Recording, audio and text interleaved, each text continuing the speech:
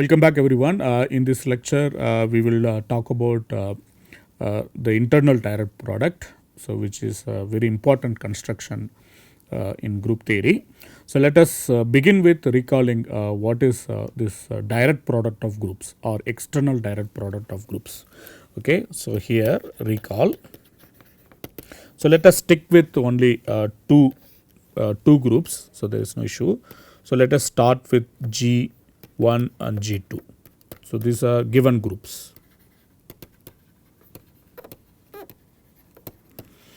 Okay, so now we have seen already we can take the Cartesian product of these two groups. Okay, as a set it is the tuples bracket xy, where x is coming from G1 and y is coming from G2. And this Cartesian product made into a group by defining the group law as follows. So you take two tuples xy and then you define the product x dash y dash, the product to be x x dash comma y y dash. Okay, so where note that this x x dash, so this is product. Okay, maybe let me write it as dot, and then here I will use the different color star. So this product happening in G1 and then this one is happening in G2. Okay, so the new product, so this is a new product defined for any two given tuples xy and x dash y dash, and that is defined to be, first you take the product of x x dash inside G1 and then take a product of y y dash inside G2, and one can verify that G1 cross G2 is indeed a group with respect to this new product. Okay, and identity element will be identity element of this G1 cross G2 is exactly equal to identity element of G1 comma identity element of G2.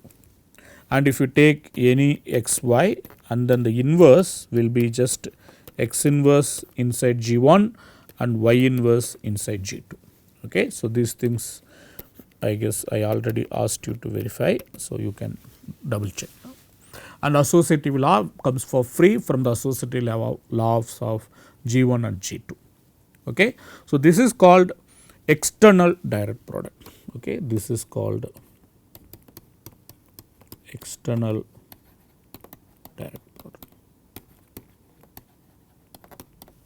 So why we call it external direct product? Because so we have started with given groups and then we have produced a new group which is a Cartesian product of G1 G2. But what we want to do, we want to actually now construct what is called internal direct product of subgroups. Okay, so one can actually always look for some groups of this form. Okay, so what you can realize, suppose if I start with, okay, so this G1 and G2, if you look at this Cartesian, the direct product of these groups, okay, this is the direct product. The following observation can be made very easily. For example, if I take G1 cross E identity G2, so this is like x axis and y axis. So x axis is G1 and y axis is G2. Okay, so that is the thing. So this is G1 and this is G2. So I am looking at only this part, that is G1 cross identity G2. So that is indeed normal subgroup of G1 cross G2. Okay, so these are all easy verifications. I will just leave it to you to verify. Okay, and then if you take similarly this identity G2, identity G1 sorry cross G2, so that is again normal subgroup inside G1 cross G2. So there are two normal subgroups, one is this G1, another one is this G2. Okay, so from that you are actually producing this Cartesian product. Okay, so both of them are normal subgroups inside your G1 cross G2. So now if you think about it, given any element of this G1 cross G2, so given any element, there exists unique element, let us call it X identity in G1 cross this EG2, and then Y,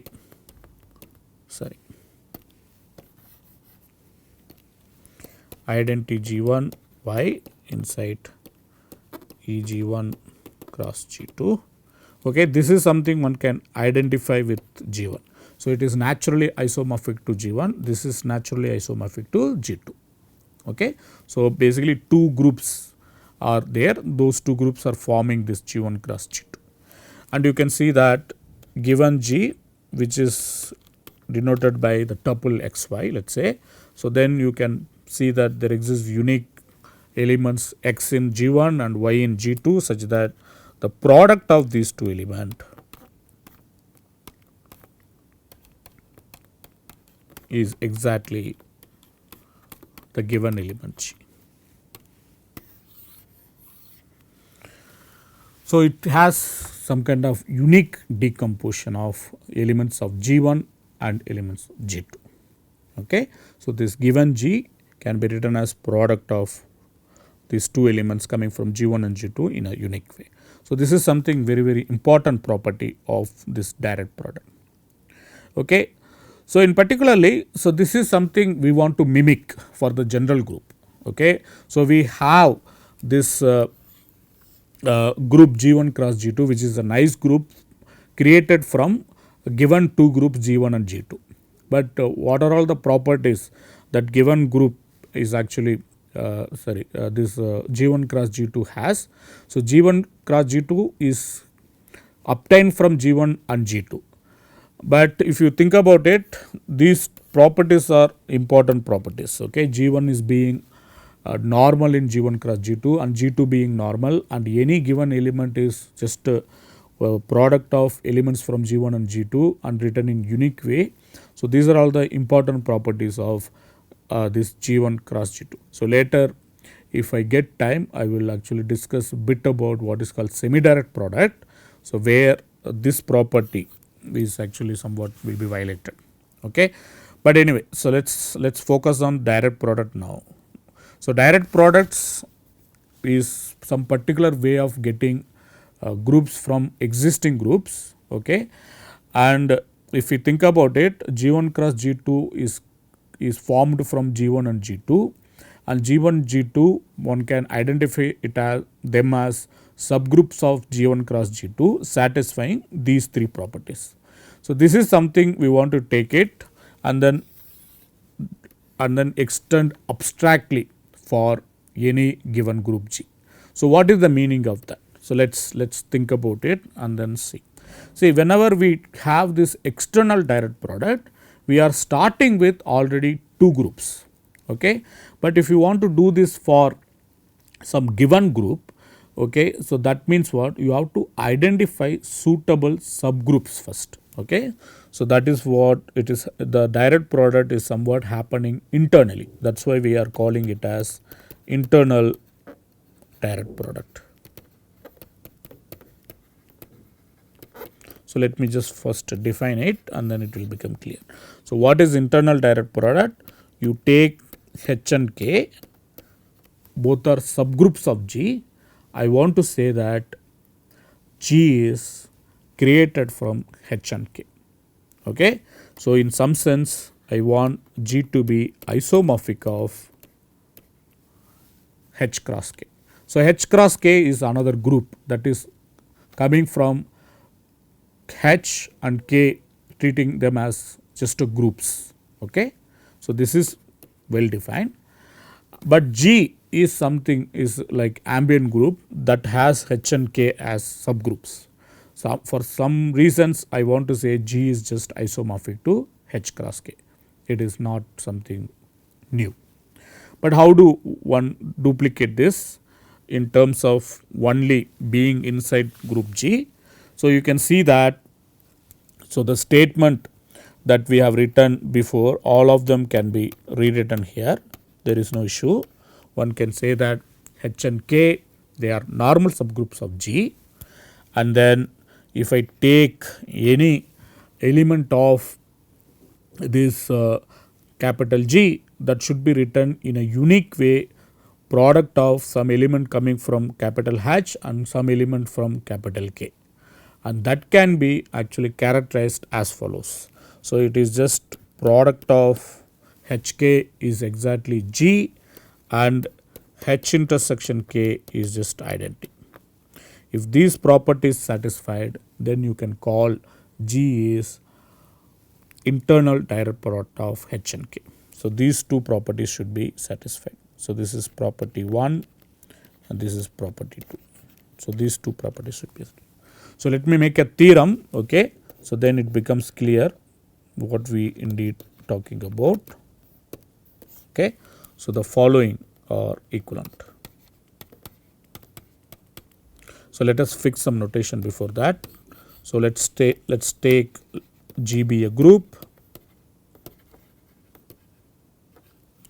and H and K, they are subgroups of G, okay. So, then I want to claim the following, okay. So, G is equal to HK and H intersection K is identity and both H and K are normal in G. So, these three properties is equivalent to G being, okay. So, let me put it this way, H and K are normal in G and each element of, okay, let me call it G in G, for each element there exists unique tuple H in H and K in K such that G equal to HK. So, this is another thing, and the third thing is G is indeed isomorphic to H cross K. So, these three properties are equivalent, okay. G is just isomorphic to H cross K and H and K are both normal subgroups of G such that the product HK is equal to G and H intersection K is identity and HK both are normal, and for each element G in G there exists unique H and K in capital K such that G equal to HK. So, if these properties satisfied, then G must be isomorphic to H cross K. So, that is why we want to call the subgroups, they are satisfying these properties as internal. If you can find two subgroups satisfying these properties, then you want to call G is just internal direct product of those two subgroups H and K. Okay, so let us prove this equivalence. Okay, so before that, so let me just try to recall something about this HK. Okay, this is aside, maybe I will write it as a lemma, okay, or proportion. So, this proportion is about the subset HK. So, you start with H and K, which is a subgroup of G. So, then we can form this subset HK. So, this is just the product of all possible element HK, where H is coming from capital H and K is coming from capital K. So, a priori this HK is just a subset of G, it may not be subgroup, okay. We want to understand when it is a subgroup, okay. So, you start with this, so then, so this is a subgroup if and only if HK should be same as KH. So, this is somewhat very important observation. So, what is the proof? So, proof is somewhat trivial, okay, because, so recall, okay, we have for any subgroups, if H is subgroup of G, then H inverse one can define. H inverse is those inverse of all elements of capital H, H inverse H in capital H. So, for a subgroup it is easy to see H inverse is same as H. So, this is something trivial to check. So, now one way, for example, if you assume that HK is a subgroup, okay, assume HK is a subgroup of G. So, then what we have, then HK inverse, it is not hard to check. So, this is going to be HK inverse, where H comes from H, K comes from capital K. So, then this is going to be equal to exactly K inverse H inverse, where K is coming from capital K and H is coming from capital H.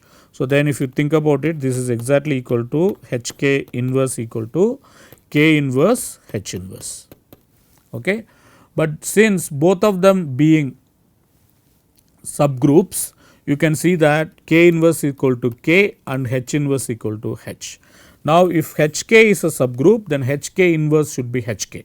So, that means HK should be equal to KH. So, one way is obvious. What's about the converse? So, conversely, assume HK is same as KH. So, then we want to verify HK must be a subgroup. So, to verify that, start with two elements inside HK. So, then what one can do, you can write x equal to some small hk and then y equal to some h dash k dash, where h is coming from h dash coming from capital H and k dash again coming from capital K. Okay.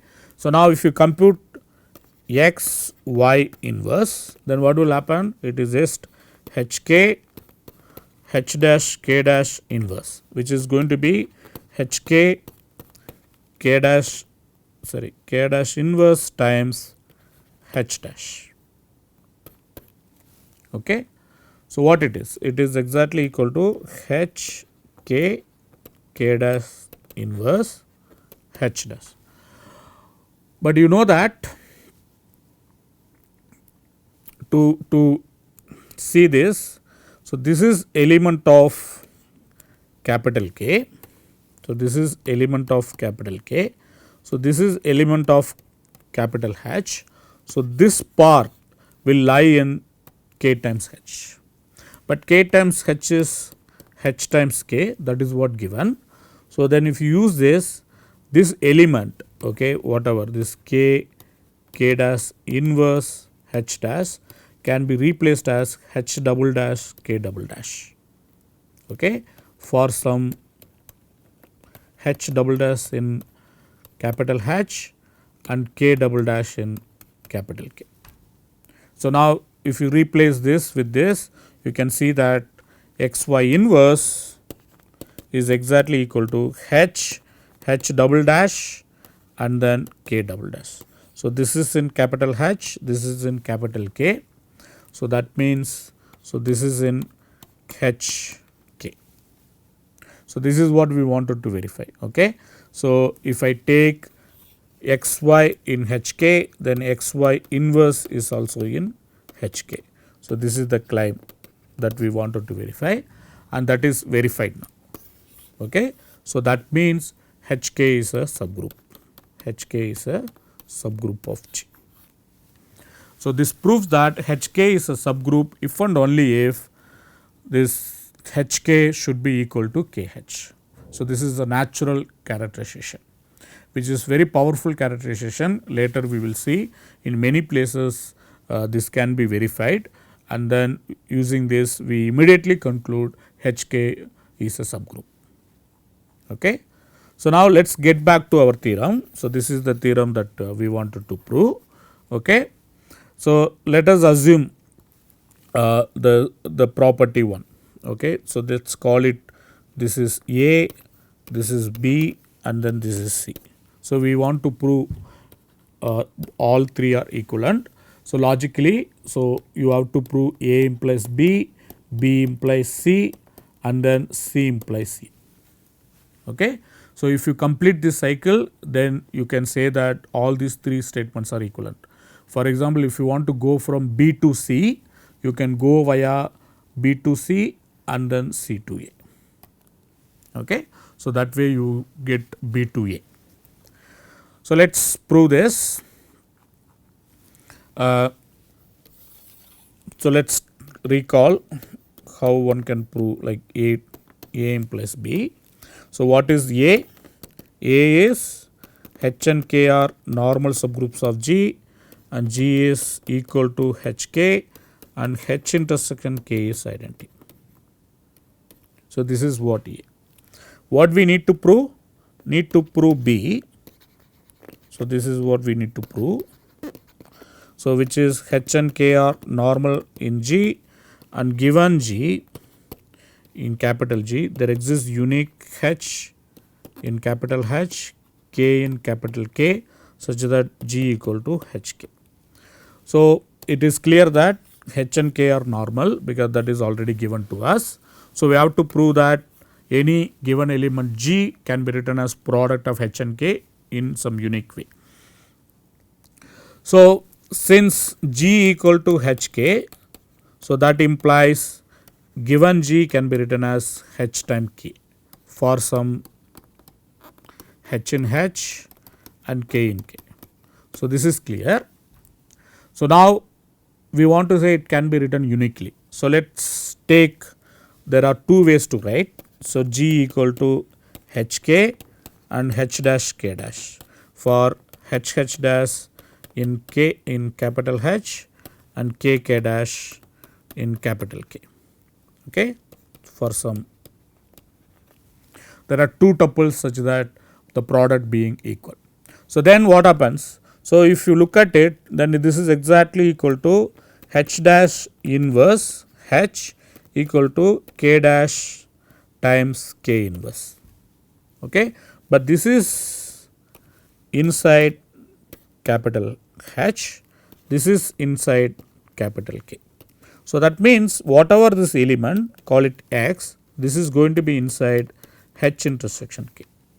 But what is given? So, given is H intersection K is identity. So, that means this X has to be identity. So, that will force that H equal to H dash and K equal to K dash. Okay. So, that proves uniqueness of the tuples HK. Okay. So, that proves A implies B. Now, we want to prove that G is isomorphic to H cross K assuming B. So, we want to assume B and then we want to prove C. C is G is isomorphic to H cross K. What is B? Both H and K are normal in G.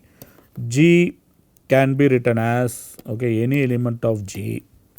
For all G in G, there exists unique H in H, K in K such that G equal to HK. Using this property, we want to prove G is isomorphic to HK. So, now you can easily see that there is a natural map you can define, call it phi from G to H cross K. Because given any element G, you can write it in a unique way HK. So, that means take G and write it as HK and send it to H comma K. So, this is a well defined map because the tuple HK is uniquely determined by G. Okay. So, this is well defined map,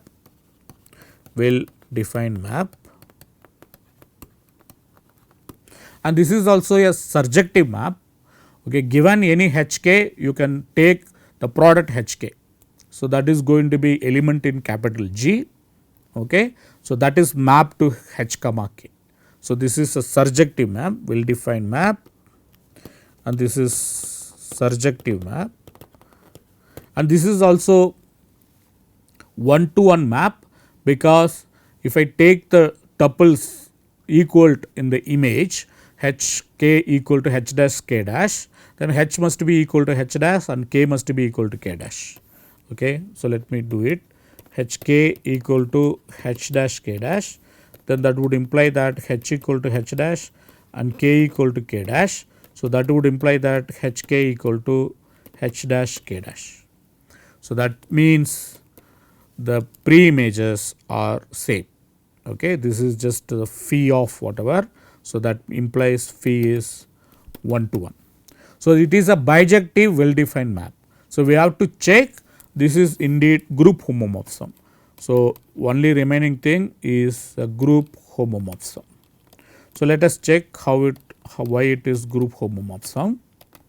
So, it is again comes for free from the definition, because if I take G dash in capital G you write it as HK, and G dash you write it as H dash K dash. And for some, okay, this is all uniquely determined, H dash in H and K dash in capital K. So, now you want to take a product here G dash and look at the image, and then you want to see whether this is same as phi of G dash. So, let us see what phi of G. So, phi of G is going to be H comma K, phi of G dash is going to be H dash comma K dash. So, phi of G times phi of G dash is going to be H dash comma K dash, and these products now happening inside H and inside K, but both are subgroups of G. So, indeed they are all happening inside capital G only. Okay. So, now what will be phi G times phi G dash? So, this is the product in the direct product. So, this product is happening inside H cross K. Okay, this is happening in H cross K. So, what it is? If it is exactly equal to H dash comma K dash. Okay. So, now we want to just match. Okay. So, this is the image, that is what we want to say, this is exactly equal to this. So, how do we say this? So, let us look at what is G dash. So, G dash will be HK times H dash K dash. All these products now happening in capital G. So, now this can be now rewritten as follows. This is, you can write it as H dash and then H dash inverse K H dash and then K dash. Okay, product of these two.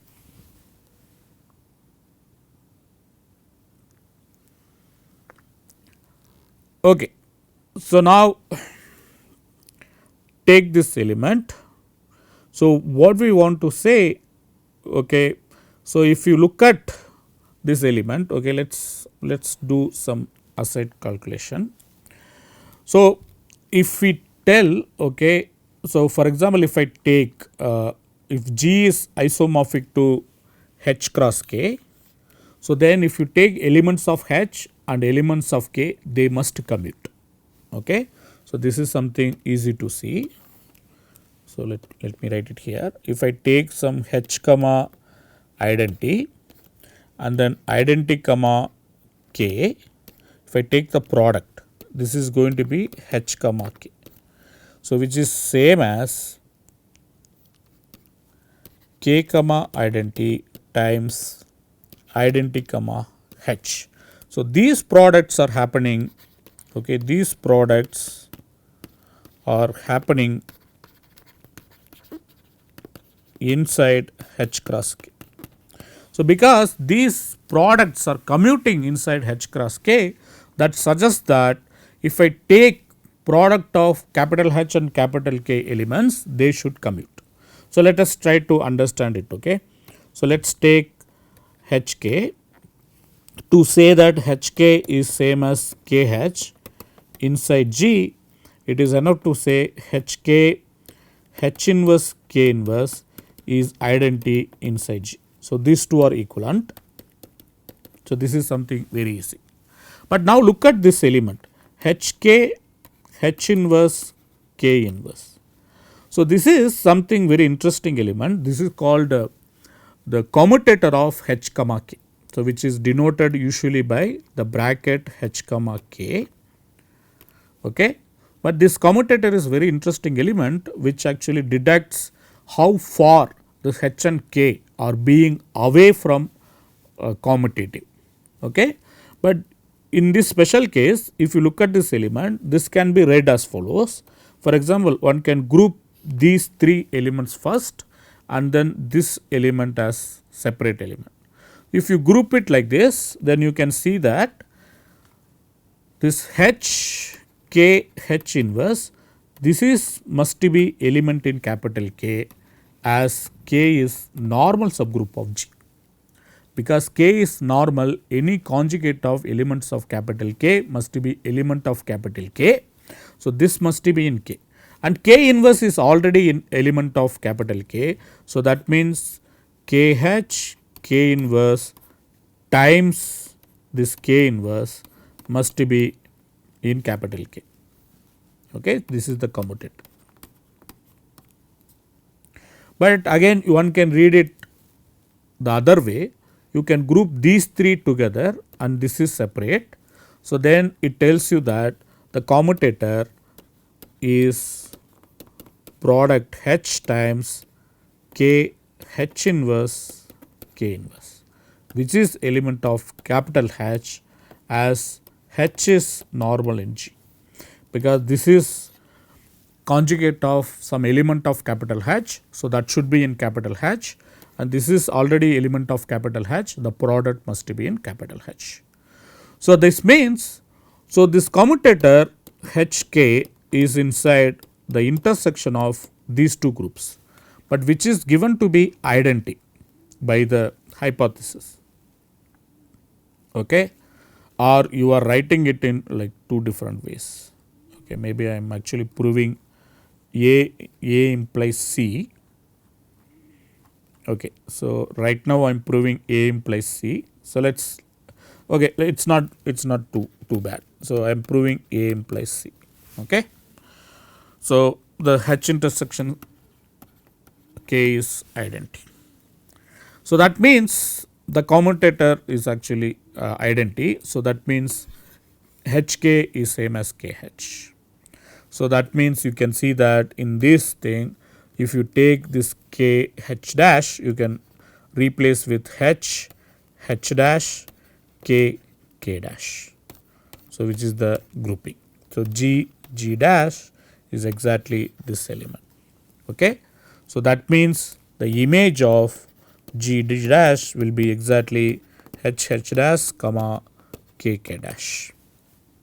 Okay. So, that tells you that these two are same. So, that means phi is indeed group homomorphism. So, that proves G is isomorphic to H cross K. Okay. So, the only remaining thing, B is same as equivalent to A. So, C implies A is obvious, that is something we already verified, because if you go back to the theorem, you can see that once you know that G is isomorphic to H cross K, then all these properties are mandatory. Okay, HK are normal and H intersection K is identity and product HK is G. Okay, you identify H with H cross the identity and K with identity cross K. Okay, so then this statement is obvious. So, now B implies A. So, that is also obvious, because for the same reason, okay, if you take some element that is coming from the intersection. So, let me do it there only. So, I want to prove that, okay, let me do it here. So, I want to do that B implies A. For B implies A, you can see that, so all we need to prove is only one thing. So, from this statement, any G can be written as product of HK, that means, so this is verified, and H and K are being normal is already given here. So, only thing is left is this H intersection K is identity. So, if you take some X inside H intersection K, so you can see that it will have two different expression. X can be written as identity times X and as well as X times identity, and this is tuple E comma X, okay, where E is coming from H and X is coming from K, and this is a tuple X comma E where X is coming from H and E is coming from capital K. So that means X is written in two different ways, okay, which is absurd because we have said there is one tuple, unique tuple h comma k such that g equal to hk. So basically these two statements being equivalent is somewhat trivial, not that hard, but both of them are equivalent to this C is somewhat we need to verify. So that is something we verify. Okay. So this is actually gives characterizations for internal direct product. So internal direct product just duplicates the external direct product, but with the subgroups of capital G. So I will leave some exercises and then stop. So for example, if I take this group Z, so one can prove that this will be never isomorphic to internal direct product of its subgroups.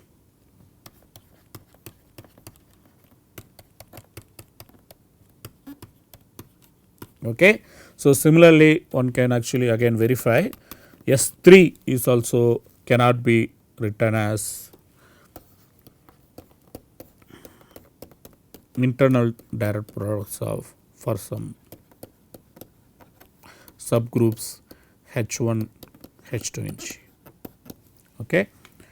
But if you take some groups of this form, for example, if you take Z modulo 2Z and then cross Z modulo 3Z, so that will be naturally isomorphic to Z modulo 6Z. So you can write the Z modulo 6Z as internal direct product of these two subgroups. So I just leave it to you to find out what will be the corresponding these groups. Okay. So write Z modulo 6Z as internal direct product of some subgroups. Okay. Of course, some non-trivial subgroups, that is what I mean. Okay, I will stop here. So I urge you to do these exercises. Okay. So we will continue in next class with group homomorphisms and some of its applications and properties. Okay. So I will stop here. Thank you.